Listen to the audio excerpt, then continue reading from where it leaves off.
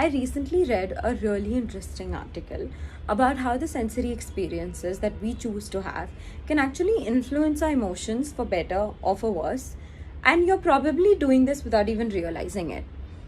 When we talk about emotional regulation strategies, most people think about mindfulness, journaling, positive self talk, or challenging negative thoughts.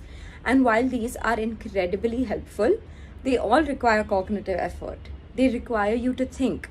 And when you're feeling stressed, anxious, overwhelmed, or angry, your ability to think clearly is not always at its best. That's where I think sensory based emotional regulation becomes really interesting. The research does suggest that people often use sensory based strategies to actually influence how they're feeling emotionally.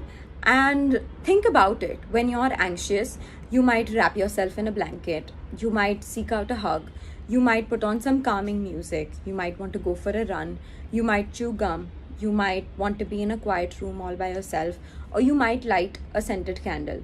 These aren't just random preferences. You're changing the sensory input that your nervous system is receiving to then influence your emotional state. What I find really interesting is that these sensory strategies are not necessarily replacing the cognitive strategies, but are a bridge to them.